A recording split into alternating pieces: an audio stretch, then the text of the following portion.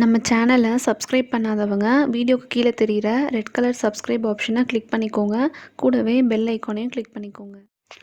Hi friends, welcome to Thangatamil vlogs. இன்றைக்கி என்ன பார்க்க போகிறோன்னா ஜாக்ரி ரவா லட்டு வெல்லம் யூஸ் பண்ணி எப்படி ரவா லட்டு செய்கிறதுன்னு பார்க்கலாம். இன்றைக்கி நான் இதில் 2 டம்ளர் அளவுக்கு நார்மல் ரவை எடுத்திருக்கேன்.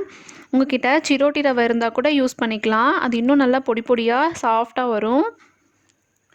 அதே டம்ளரில் 1 டம்ளர் அளவுக்கு தேங்காய் துருவல் எடுத்திருக்கேன். 1 டம்ளர் அளவுக்கு வெல்லம் எடுத்திருக்கேன். கொஞ்சமாக முந்திரி, பாதாம் அப்புறம் ரைசின்ஸ் எடுத்திருக்கேன்.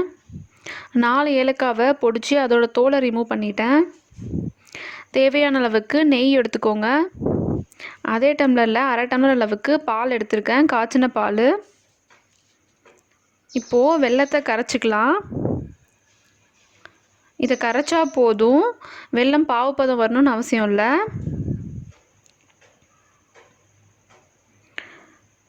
கொஞ்சமாக வெல்லம் மூழ்கிற அளவுக்கு தண்ணி சேர்த்துக்கலாம். நல்லா கலந்து விட்டுக்கோங்க. இப்போ வெல்லம் நல்லா கரைஞ்சிருச்சு. ஸ்டவ் ஆஃப் பண்ணி எடுத்து வச்சுக்கலாம். கொஞ்சமாக நெய் சேர்த்துக்கலாம். எடுத்து வச்ச பாதாம், முந்திரி அப்புறம் ரைசின்ஸ் சேர்த்துக்கலாம். திராட்சை நல்லா உப்பி வரணும். இப்போது இதை தனியாக எடுத்து வச்சிடலாம். அதே வாணலியில் ரவையை சேர்த்து வறுத்துக்கலாம். ரவை வறுபடுறதுக்கு கொஞ்சம் டைம் எடுக்கும். ரவை நல்லா கலர் சேஞ்ச் ஆகணும். அது வர அடுப்பை சிம்மில் வச்சுக்கோங்க.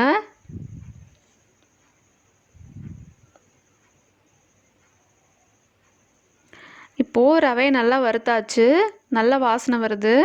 இப்போது இதை வேறு பிளேட்டில் மாற்றி எடுத்துக்கலாம். அதே வாணலியில் தேங்காய் துருவலை சேர்த்து ஈரம் போகிற வரை வறுத்துக்கோங்க.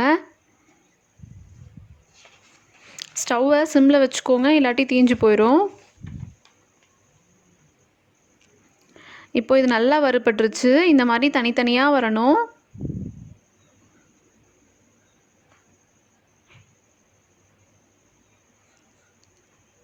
இப்போது இது கூட ரவையை சேர்த்து நல்லா கலந்து விட்டுக்கோங்க.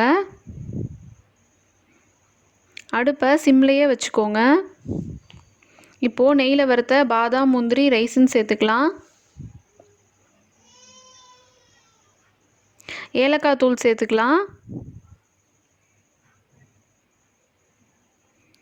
வெல்லத்தை கொஞ்சம் கொஞ்சமாக சேர்த்து நல்லா கலந்து விட்டுக்கோங்க.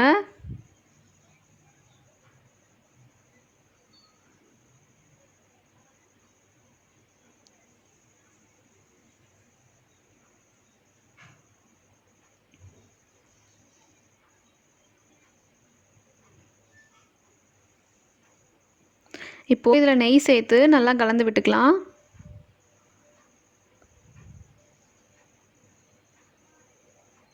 இப்போது இது கூட எடுத்து வச்ச பாலை கொஞ்சம் கொஞ்சமாக சேர்த்து நல்லா கலந்து விட்டுக்கோங்க. ஒரு 2 நிமிஷத்துக்கு நல்லா கலந்து விட்டுக்கோங்க.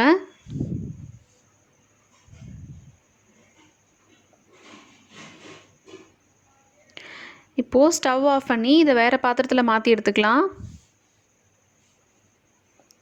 இப்போது கை சூடு பொறுக்கிற அளவுக்கு வந்த அப்புறம் இதை உருட்டிக்கலாம்.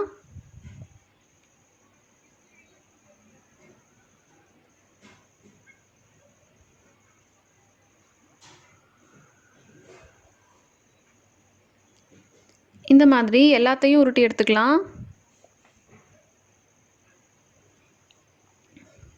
இப்போ எல்லாத்தையும் உருட்டியாச்சு. நம்ம எடுத்த 2 டம்ளர் ரவைக்கு 25 லட்டூஸ் வந்திருக்கு. இதில் பால் சேர்த்துருக்கிறதால 2 டேஸ்க்குள்ளே சாப்பிட்டு முடிச்சிடுங்க. இது ரொம்ப டேஸ்ட்டாக இருக்கும். நீங்களும் இதே மாதிரி செஞ்சு பாருங்கள்.